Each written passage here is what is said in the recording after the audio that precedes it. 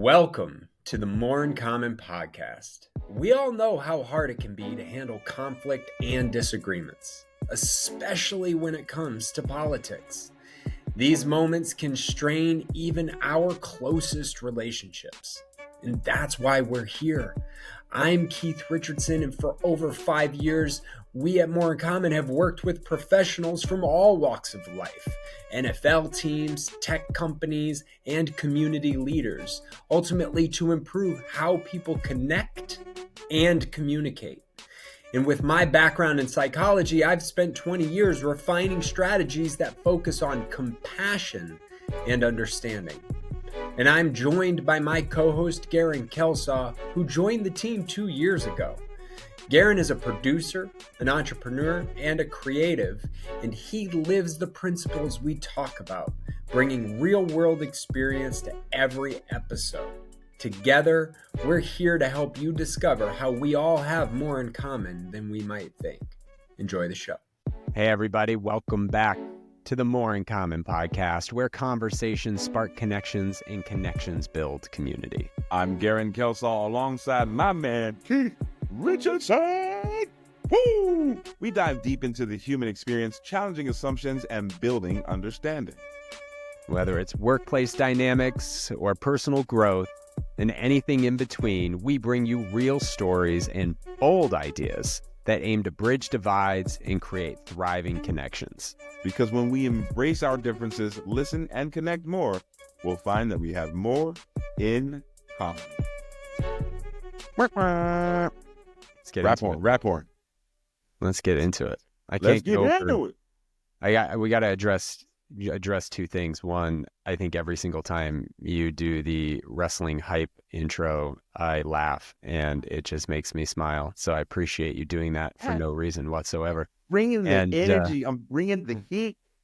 I'm also a child of the 90s, so what can I do? Is it Gerren Kelsaw? Is it like you intro yourself as Gerren Kelsaw and you end with your other alias and like shed some light for the listener. That's fair. Yeah. So, I mean, Gerren Taylor has been my social name for a while. Legally, I'm Gerren Taylor Kelsaw. So I'm just going to give that up. You know what I mean? We can do all three. I can be your Neil Patrick Harris. I'm just going to go by all three names. Next up on The Tonight Show, Gerren Taylor Kelsaw. Boom, boom, boom. I also like to play the guarantee thing here and there, you know? Mm. So yeah. that's really what the Gerren Taylor play is all about. That's like look, come on down to Gerren Taylor Kelsaw's used car dealership where we guarantee. Yeah, that's right. Prices. It's going to be a good time. I guarantee it. All right, what are we talking about today? I haven't used that enough. I need to work that more into my life. That's a way I can I don't know. Selling used cars is actually feeling like something I might be able to do. I don't know. I've never tried. You got the tagline. You just got to make a commercial for it. Like you don't have to actually go and sell the cars. You just got to make it happen. There you go. So in today's episode this week, I wanted to talk to you about something I feel like we all go through nowadays. Everybody is picking teams, and I feel like more so than ever. Back in the day, it used to be like your sports team, your city, right? Like our tribal affiliations were defined by physical location or, you know, a group affinity for something. But it feels like you can almost pick and choose your groups nowadays with, you know, the internet and the fact that you can always find somebody that's into the things that you're into. But this natural tribalistic behavior that humans have also a couple pitfalls. So I wanted to see from your perspective and how we phrase it and frame it through the more philosophy, the effect of tribalism on humans as you kind of see it today in our society. Yeah, it's kind of an interesting topic when you think about the way it's discussed. Mm. The downside is this political tribalism that has, I mean, we have a binary system, especially in the United States, Democrat, Republican, right, left, and, all of the nuances in between, that has really exposed this psychology at a large scale. But the reality is it's always been there. So we haven't, we've alluded to it in past episodes around bias and the impact of bias. With More in Common, we very much, it's not just us. There are other organizations that do this as well, and I love it, is just normalize the experience of it. Like, bias isn't a bad thing. It's just a thing that happens. It happens in our brain. It happens for reasons. We talked about how we're survival beings. And as a result, bias creeps up and it has negative manifestations, but it also has positive manifestations. So we need to get to a place socially where we aren't, we got to eliminate bias. Like, sorry, can't, right? What we really need to do is accept that bias is a thing so we can all be okay with its existence in order to then be okay doing something about it, right? And even in that sense, like, tribalism itself, right, is like you're saying, how bias exists and it's a thing, but even the way that we form these social groups is a thing that is not necessarily inherently bad or good, right? Like, it's part of how humans operate because we are a social species. We work better in these groups. It's a survival thing. Like, and the reason I bring up bias is because we talk about in-group, out-group bias. We talk about out-group homogeneity bias. I mean, we can dig into all of these. Fundamental attribution error, group attribution error. All of these things contribute to tribalism. Our brain is designed for safety. Now, we depend on each other. So we're looking not just for safety of self, like physical safety, but we're looking for social safety. And that social safety comes from our assessment of being around people who believe what we believe, because that safety isn't just whether or not I'm going to get eaten by a lion. It's that safety that the 5 people that I'm around are going to act in a common manner so that we can survive together. So if you grew up, let's go back hundreds of thousands of years, tens of thousands of years, whatever. If you are part of a tribe that is peaceful, right, and that is your shared common value system, you understand how, as a tribe, we are going to act in relation to other tribes that exist. I'm not talking about in relation to conflict. I'm just talking about other tribes that exist. We know we're going to be inviting. We know we're going to be welcoming. We know we're going to be doing these things. If we're part of a tribe that's more conquering, that wants to capitalize and maximize their land and resource capabilities, we want to know that the 3 people next to me are going to violently defend or attack another tribe, so we have that safety. And what we also have is a thing, it's the normalcy bias. Most people might be familiar with just the idea of normalcy. It's when we normalize our experience because we need to process stimulation. We need to be able to, we talked about this in a past episode about smells, right? I need to be able to determine if a bad smell is a threat. So all of the other things in my environment need to be normalized such that I don't have to worry about them being threats, so I can actually isolate out where the threat is coming from. Absolutely. What is the actual threat that's going to exist? Now we live in a world where physical threat really is limited. Like, I know everybody's worried about crime all the time, even though crime statistics are going down. We still fear our threat. Like, look, my house has a security system on it.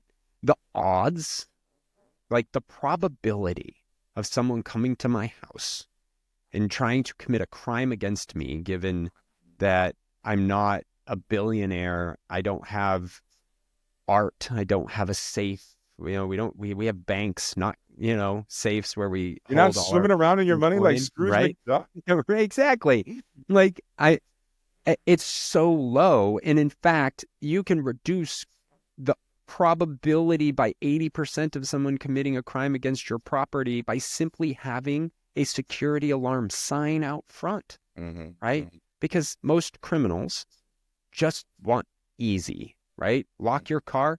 You will prevent someone from breaking in most of the time. It depends on where you live.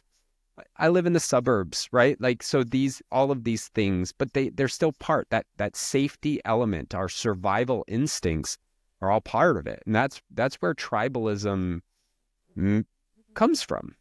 Yeah. And so, like, there is so much conversation about how do we stop tribalism. And there's a book, I'm reluctant to call it my Bible, but it is like a cornerstone book for me. It's called Behave by Robert Sapolsky. And I'll never forget, he was on The Daily Show years ago. That's how I found out about this book. And he's talking about the likelihood of, like, it is very, very hard to unwind these tribal instincts. And everybody wants, like, we need to unwind it. We need to unwind it. I would argue that we need to understand it. It is a thing. It is absolutely a thing. Group attribution error is the idea that everybody in a group that we assess in a group is just the same. They all think the same. If you're a Democrat and you see all Republicans, well, they're all racist Nazis. Right? That can even happen within your own group, right? Like, there's a bias of the shared identity that you have with members of your own group, which may or may not actually be true, right? You may think that, oh, because they're a West Coast liberal, they think this, and they absolutely think exactly like me. Right. Right. And they're not. And then what that ends up doing is it creates in-group conflict because you're not all on the same page and you want everybody to think and act exactly the same, right? When it just doesn't work that way. But that's rooted in this. So you talk about why it's difficult today.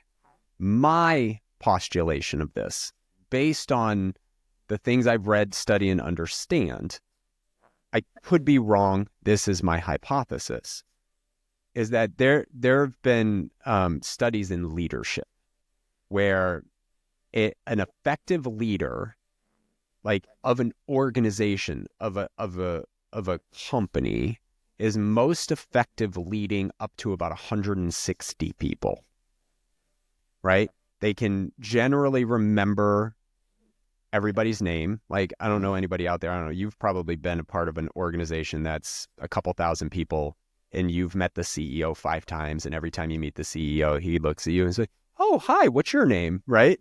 Like, been there, done that, right? It's because the company, like, everybody is under him, and that's 2,000 people. If our limit is 160, what are we doing, right?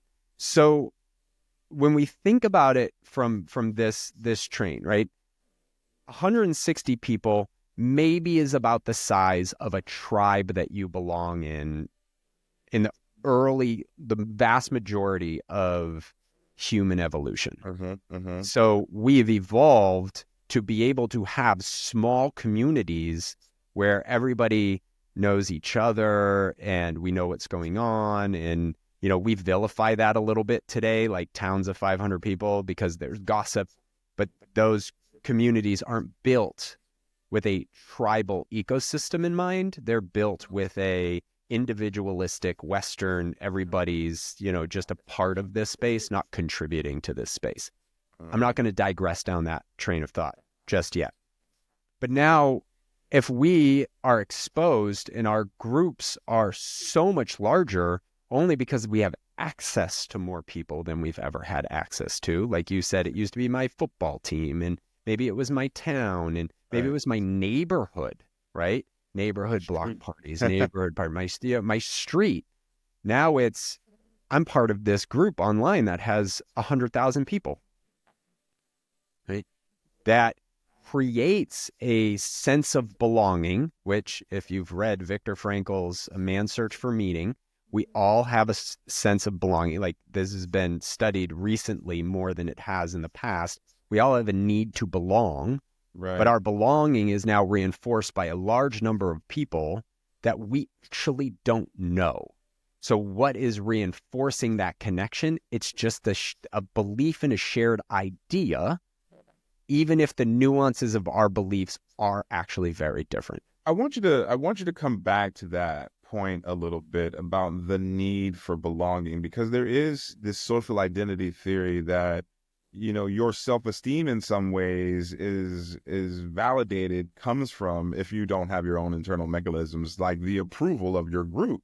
And how does that work in the dynamic that you're talking about now, right? Is that in our society where these groups are much larger now, is that why people get so excited about likes, for instance, or comments on a post? Is that the validation that helps one's self-esteem through their social identity, through acceptance in their group? I would argue, I mean, there are a lot of components that go into that, the neuroscience of dopamine release relative to likes and all of that. But that actually plays, you're dead on a factor of it, right? This is a function of it, is I belong somewhere. And we're living in a society that is increasingly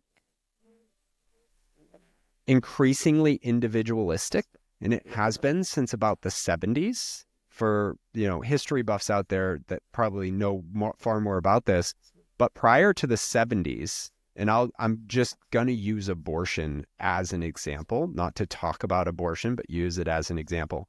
When it was first, like when Roe v. Wade first came into the picture on a national scale, prior to that, the approval of legalizing abortion in this country was actually very high for a couple of reasons. One, there were a lot of people dying due to, all kinds of factors in childbirth that could have been solved by, medical abortion intervention. And we had a more national sense of community. And we started to shift to a more individualistic mentality as philosophers like Ayn Rand started to come on board and really talk about the individual. So now when you look at how we go about our lives, I am a dad, and we have this nuclear family structure in America in particular, in Western societies, where we put grandparents in homes. Our primary connections are to our spouse and our kids, if you're married and have kids, right? There is consistent reporting about how men feel more and more isolated because they have a harder time making friends. We move around a lot more, so it's harder to make friends as you get older. It's easier when you're a kid because you're all experiencing this developmental, consistent time. So you're all forming things together. Yeah. There's some interesting science on happiness and relationships and how the best relationships are formed when you're figuring it all out together. So in your 20s versus when you're in your 30s and you have your individual identity and now you're trying to merge these two environments. Separation is more consistent amongst that demographic, even though I fall in that demographic. So as we get older, we have this individualistic space where we are responsible now for being the breadwinner. I go to work and I am individually assessed. My performance is good or bad. It's not the overall team's performance and my role within that team that's being assessed. No, it's my individual. So now I am solely responsible for my individual survival. And the belief is that as we're all trying to survive as individuals, we're all going to raise each other up.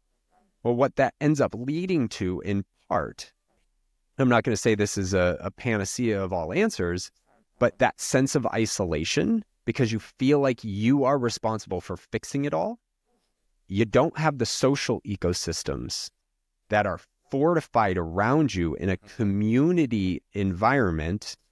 So now you have access to all these online spaces and we're resorting to them. But the downfall to that is I don't know anybody in them, right? One of the things that about the QAnon movement that always enjoyed hearing about was that one of the most powerful components of the QAnon movement from people self-reporting was going to events and meeting other people. Because now you have that space where you can actually connect one-on-one. But if you're resorting to it just being online and you feel like you're a part of that, now our ideologies are becoming this bonding thing that creates this in-group, out-group mechanism where we're actually not connecting with people. We're simply connecting to ideas while operating individually. So we still feel isolated. We still feel alone. We still have increased anxieties and depressions because we aren't spending the time to truly connect with people, whether they're in our group or out of our group.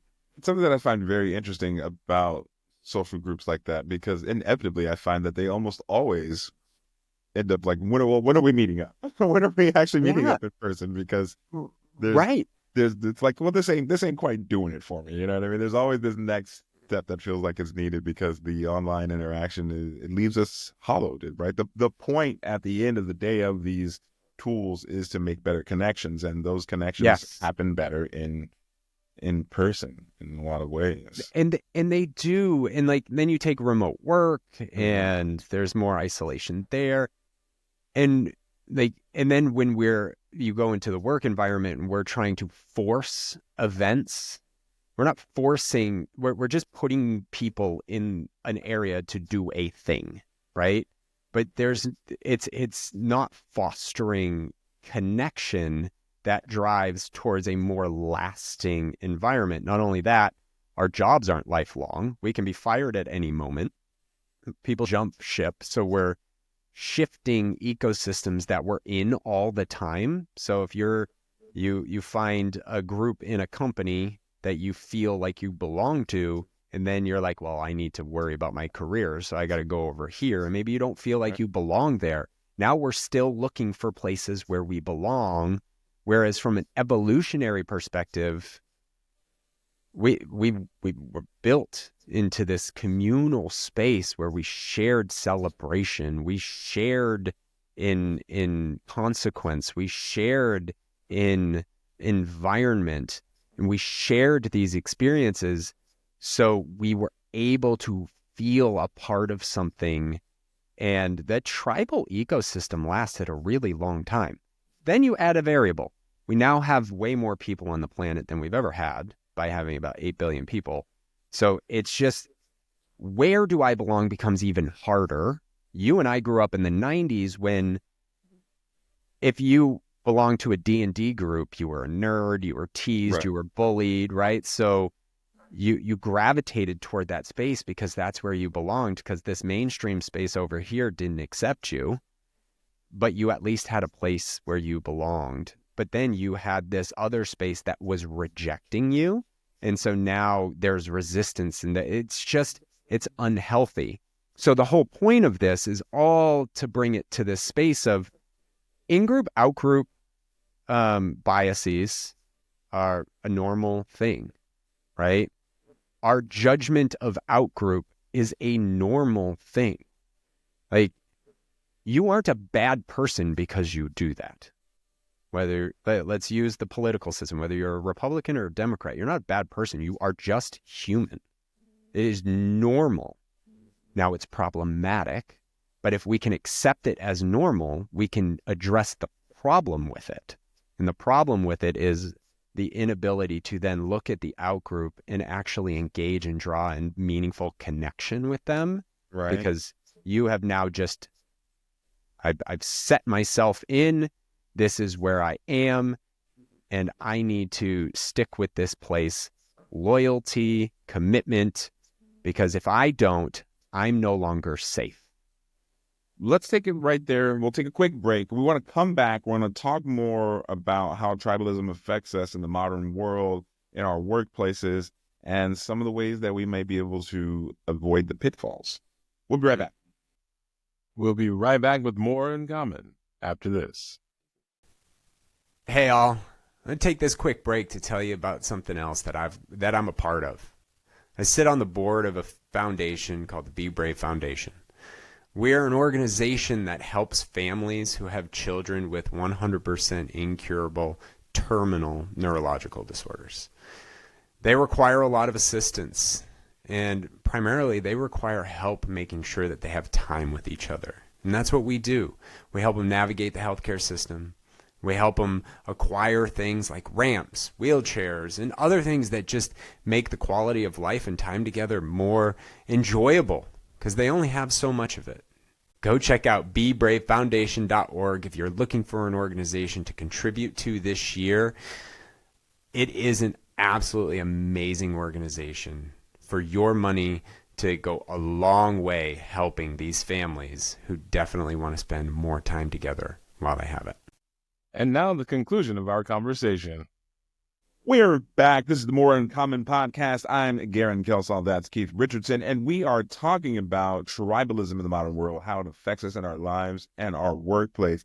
And Keith, right now you were talking really about how we've transitioned so much from where these survival skills like creating tribes come from and how we experience them now and today. And I feel like it's kind of like at work, right? Like instead of having your cohorts that you go out and hunt and gather with, like now you're hunting and gathering money. You're hunting and gathering clients together. And that in a way is, that's how you build your clique. That's how you build your teams at work, so to speak, nowadays. But it also creates silos. It creates cliques. There can be some high school bullying in the office, and we've probably all experienced what that's like.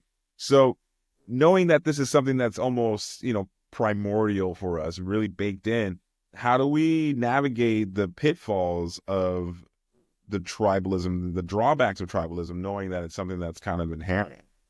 Yeah, I think like if we really dig in on that work is a great example of how tribes are a natural condition of our experience. I've worked in tech for 20 plus years. When you go to a tech company and you see it all the time, it's my product is the best. Everything else on the market sucks. Then you leave your company and you go to a competitor, and now you're at that competitor and it's like, my company is the best. Everything else on the market sucks. Now take that even into a narrower view. We have sales, marketing, and legal. We'll just use those three departments. Sales gets frustrated with legal because legal slows down the sales process. So then they create their own little tribe of frustration and irritation that vilifies legal. Right. Legal's irritated doing the same thing about sales because sales is just trying to break our business and do anything that they can to get a deal. They start creating a narrative around salespeople. Now all salespeople are the same. All legal people are the same.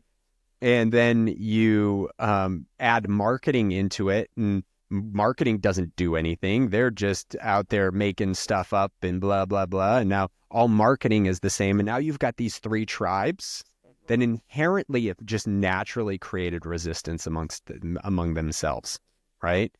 And I think leveraging this as an example of the small things, the bold things that we can do to make that change is when you're engaged with someone from another tribe, whether you're a Republican and you're engaging with a Democrat, whether you're a Democrat engaging with a Republican, whether you're a Christian engaging with a Muslim, whether you're freaking live on A Street and you're engaging with someone on B Street, right? Because B Street loves to have block parties and A Street likes to go to bed early, right? Like the cultures of our streets, right? Like there's like great science where you go to like summer camps, and I don't remember all the details of this. I think it was written in the book that I referenced before, Behave, where everybody's fine. You're at the summer camp. Everything's great. Everybody's getting along with everybody. Then all of a sudden, everybody gets split down the middle.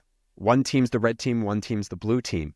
Now, all of a sudden, people on the blue team are talking shit about people on the red team that they were just being friends with the day before, and people on the red team are talking shit about people on the blue team who they were just friends with the day before, all because they've been put into these categories.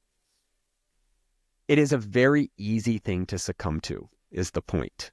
We all succumb to it because it allows us to simplify how we process our environment. Mm-hmm. That's it. It allows us to figure out that we are going to be safer tomorrow with the people that are part of the red team, simply because we've been defined as red team. There's no morals, there's no values. It's just we're red and we're safer as a result. That's the way our brain is processing it. So this kind of goes back into that individualistic element. We need to take bold individual steps as a group, right? I know that's a little counterintuitive. So if I'm on a sales team, we need to create a regular cadence with marketing and legal that starts one thing, and that's level setting on priorities and expectations. What is the priority of the legal team? It is different than the priority of the sales team. Okay, so your number one priority is different than my number one priority. It might not be until the fifth priority down where we get some overlap, right? But by actually engaging with that dialogue, our ability to understand the nuances of the other starts to break down this idea of group attribution error. And that is everybody in that group is the same. And I know what they think and I know what their priorities are. This, you go out into the social ecosystem of Democrat and Republican, we do that in droves, right? I know what every Republican thinks and I know what every Democrat thinks, depending on the side that you're a part of. By engaging with a meaningful conversation to ask, what is most important to you? So like, before you even get to the space of talking about, maybe you've established a boundary that you're going to debate the immigration policy of the United States as a mere exercise of enjoyment because neither of you actually can influence that policy other than who you vote for. By sitting back and saying, what is most important to you? Like, what is your top priority for you in this life, in this political ecosystem, in this company, in your role? We just start to get understanding, going back to meeting people where they are. Absolutely. Right? I was going to say that. Right? Like, we just are seeking understanding. We aren't going to change. Like, my group is going to be my group. Legal and sales aren't suddenly just going to become a common group because they're still going to have different priorities based on the responsibility the company has told them they want them to have. But our ability to work together and our ability to understand one another raises. And in that, we just draw more effective connection. And what we're actually doing is we're creating a common experience in tribe. We might not be functioning as a tribe together, but we know we're a part of something. In the United States, hey, we're all Americans, right? And I know it's used as a platitude, right? Hey, just recognize we're all Americans. You can't just say that, right? You need to go deeper to understand the differences you both have so you can find the commonalities that overlap so that you can have just a more peaceful connection rather than just fighting with one another all the time and having this angst. Because as we've talked about with emotions, as soon as you're angry, your logical processing gets shut down and you're no longer thinking about it the way you want to think about it, right? So we want to break down that angst we have about the other group and not think about that individual that you met as an exception. Like, recognize, like, if you say, oh, they're an exception to the rule, no, that is your own brain stereotyping, which is another bias, again, for safety reasons, but use them as an example of what else could exist in that group. And you do have to filter out, like, there are some dangerous actors in every ecosystem you're in. You need to be able to assess it, right? But you can't assess it by assuming. You have to assess it by actually finding out, right? And that's it, man. It's about compassion, communication, which leads to conversation so you can discover those shared goals, and that these things that happen to us are mechanisms which we learn to use to survive. But that doesn't always mean that you just let them run ramshot over you, right? Like sometimes you have to be a little more circumspect about some of the more base emotions, base reactions that you have.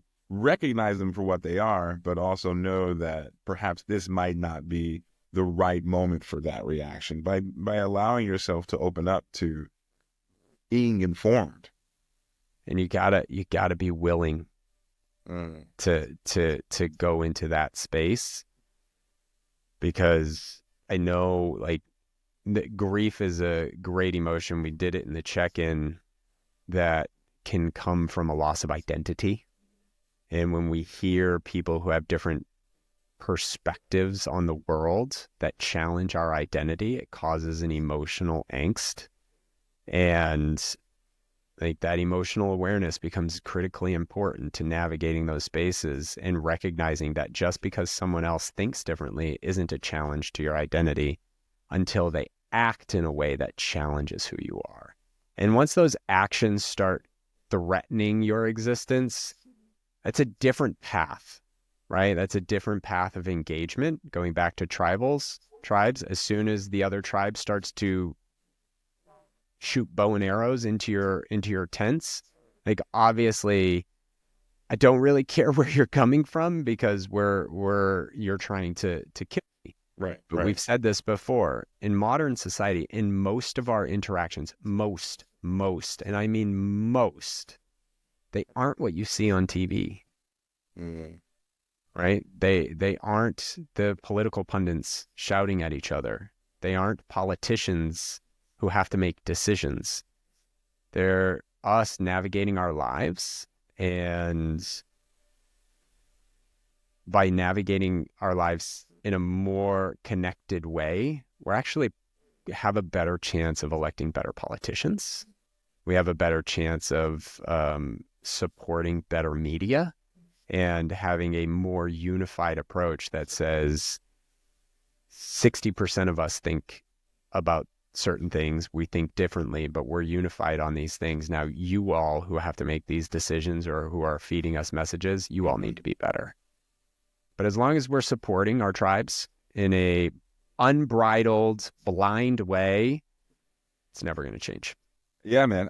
Listen, we all have our small subsets of tribes, but the biggest tribe that we all belong to is that of being human beings. And if we really wanted to, we would find that we just want our kids to be okay. We want ourselves to be safe. We want, brighter futures, and we want opportunities. We all want the same things at the end of the day. We do. We really do. But I know it sounds fluffy, but it's hard as shit. So I want to close here. It is hard. All of these things are hard. But let's start in this episode by just recognizing. I would challenge you in the audience. Recognize the index. Just go and figure out, write it down. Mm-hmm. What tribes do I belong? Where do I feel safest? Right? And say, that's okay. So that's step 2. That's okay.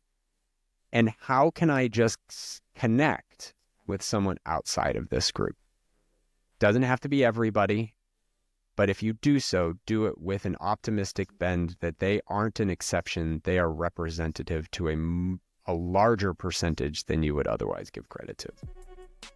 I love that. It's good homework for you people out there in the audience. Let us know what happens. MoreInCommonENT.com. It's been a pleasure, as always, to chat with you, Keith. Let's do it again next week. Let's do it again. Hey, give us a like, give us a follow, share this if you found it useful or beneficial with a friend, and tell them, hey, there's more content beside this episode, but I think this episode will be really good, and then you should listen to the other stuff. And that would just be really cool. The more people we can reach that has, just a small bit of impact, the better I think we'll all be. And glad, sir. I'm Gerren Taylor Kelsaw. That's Keith Richardson. We'll see you